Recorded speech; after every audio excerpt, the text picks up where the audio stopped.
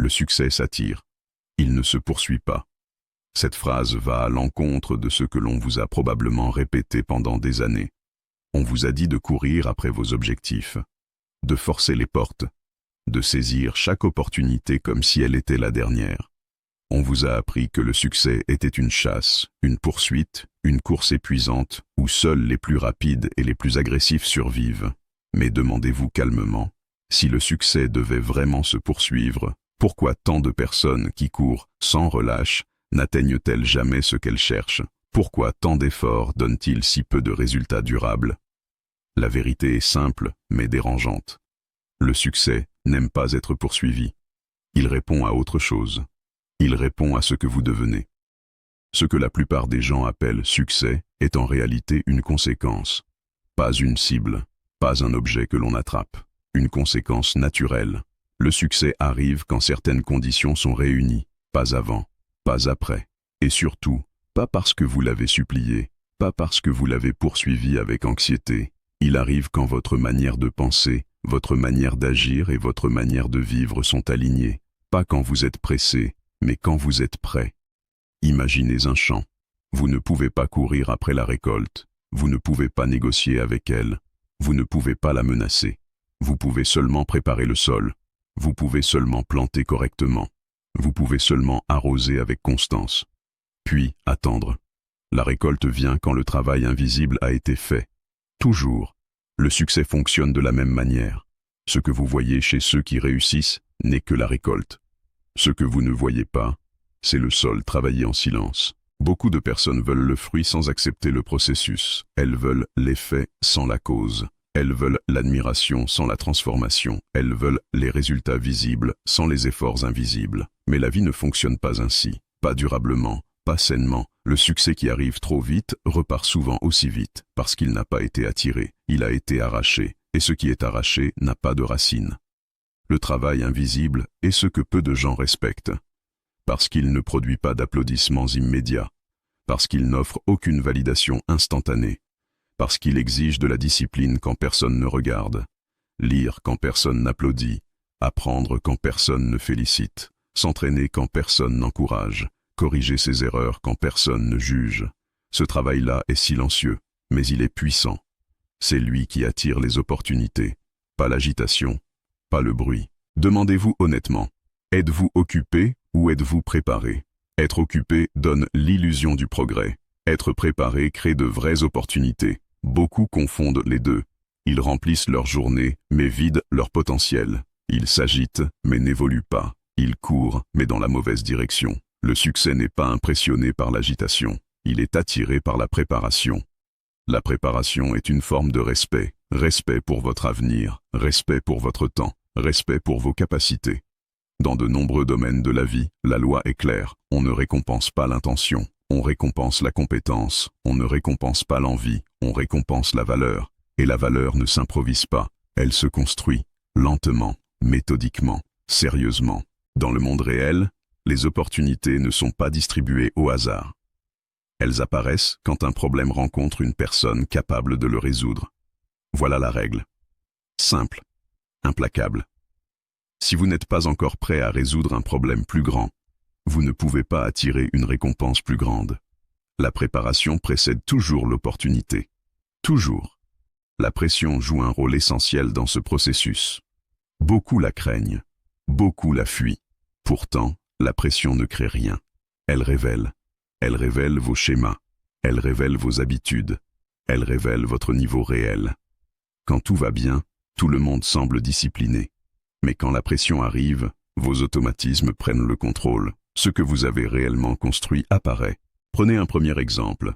Une personne qui dit vouloir réussir financièrement, mais qui sous pression retourne systématiquement à des décisions impulsives. Dépenses émotionnelles, manque de suivi, absence de plan. La pression révèle que le discours n'est pas encore devenu discipline. Elle montre que la structure intérieure n'est pas prête. Le succès, lui, observe cela. Et il attend. Prenez un second exemple. Une personne qui affirme vouloir progresser professionnellement, mais qui, face à une difficulté, se replie sur la plainte ou la justification. La pression révèle un schéma de fuite, pas de croissance, pas d'apprentissage. Là encore, le succès ne juge pas. Il ne punit pas. Il se retire simplement. Il ne s'attire pas dans un environnement instable. La pression est un miroir honnête. Elle vous montre ce que vous êtes devenu, pas ce que vous espérez être. Voilà pourquoi le travail invisible est si important. Parce qu'il construit des réponses solides avant que la pression n'arrive. Il installe des réflexes.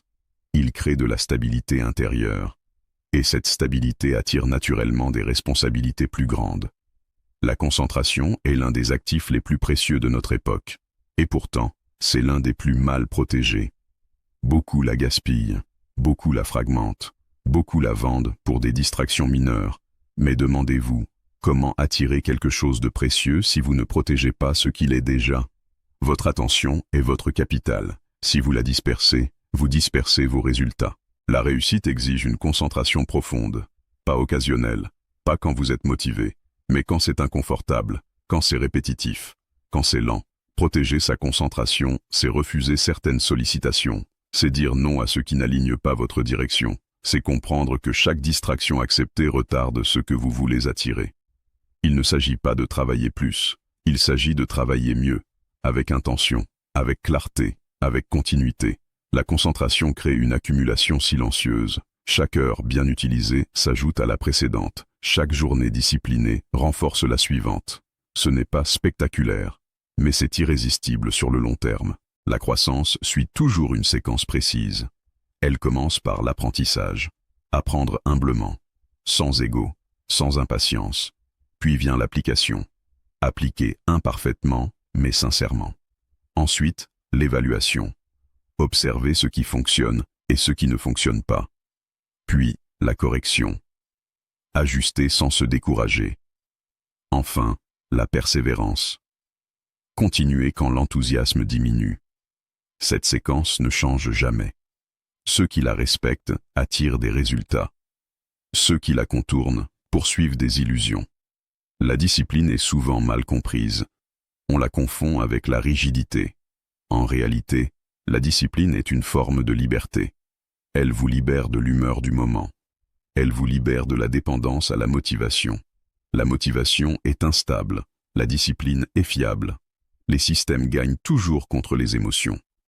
Un système bien construit fonctionne même les jours difficiles, même quand vous doutez, même quand vous êtes fatigué. C'est cela qui attire le succès.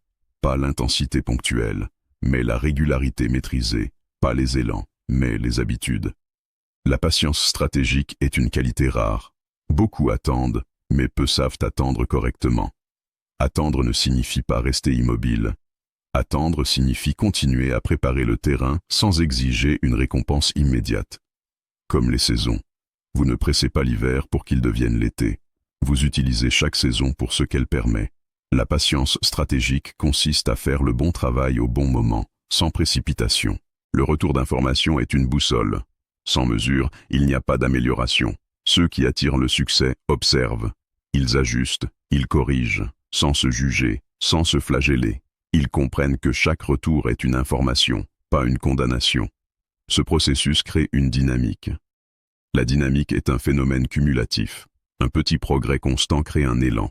Cet élan facilite le progrès suivant, puis un autre, puis encore un autre, jusqu'à ce que ce qui semblait difficile devienne naturel. Jusqu'à ce que ce qui semblait lointain devienne proche.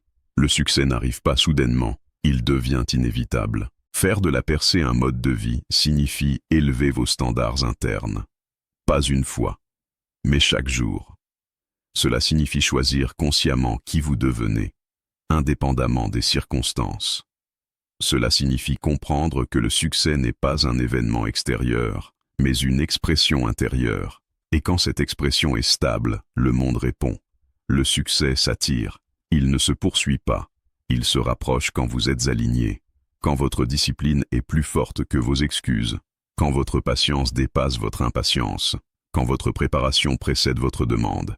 Et si aujourd'hui vous n'avez pas encore ce que vous voulez, posez-vous la seule question utile. Que dois-je devenir pour que cela vienne naturellement? Que dois-je devenir pour que cela vienne naturellement? Cette question n'est pas confortable. Elle enlève toute possibilité de se cacher derrière les circonstances. Elle enlève toute excuse liée au manque de chance, au manque de soutien ou au manque de temps. Elle vous ramène à l'essentiel, à votre responsabilité personnelle. non pas comme un poids, mais comme un pouvoir. Car dès l'instant où vous comprenez que le succès répond à ce que vous êtes, vous cessez de le poursuivre à l'extérieur. Vous commencez à travailler à l'intérieur. Vous cessez de demander davantage au monde. Vous commencez à exiger davantage de vous-même. Pas avec dureté, mais avec clarté. Pas avec culpabilité, mais avec lucidité. Beaucoup de personnes veulent changer leur situation sans changer leur structure intérieure. Elles veulent de nouveaux résultats avec les mêmes habitudes, de nouvelles récompenses avec les mêmes comportements. Mais la vie est cohérente. Elle ne donne pas sans raison. Elle répond à des causes précises. Et tant que ces causes ne sont pas installées, les effets ne viennent pas. Le succès ne teste pas vos paroles. Il teste votre constance. Il ne regarde pas vos intentions. Il observe vos choix répétés, un jour après l'autre, sans émotion, sans jugement, simplement avec logique. Ce que vous faites souvent finit par vous définir, et ce que vous devenez finit par attirer certaines réalités. Un jour, vous lisez. Un jour, vous appliquez. Un jour, vous corrigez. Un jour, vous persévérez. Puis, un autre jour. Puis, encore un autre. Rien ne semble spectaculaire. Rien ne semble décisif. Et pourtant, quelque chose se construit, lentement, silencieusement, profondément. C'est ainsi que la trajectoire change. Beaucoup abandonnent trop tôt parce qu'ils évaluent leurs efforts à court terme. Ils veulent des signes rapides, des preuves immédiates, des confirmations visibles. Mais la croissance réelle commence souvent avant que les résultats ne soient perceptibles. Comme une racine sous terre, invisible, mais essentielle. Si vous arrachez la plante trop tôt pour vérifier si elle pousse, vous détruisez le processus même que vous vouliez observer. La patience stratégique consiste à comprendre ce principe et à lui faire confiance, non pas aveuglément, mais intelligemment, en mesurant, en ajustant, en améliorant, pas en se plaignant, pas en se comparant, pas en se dispersant. Chaque comparaison inutile vole de l'énergie, chaque plainte affaiblit la discipline. Chaque dispersion retarde l'attraction. Protéger votre énergie devient alors une priorité. Pas votre énergie physique seulement, mais votre énergie mentale, émotionnelle, décisionnelle. Vous ne pouvez pas attirer quelque chose de stable avec un esprit instable. Vous ne pouvez pas attirer quelque chose de grand avec des pensées petites et fragmentées.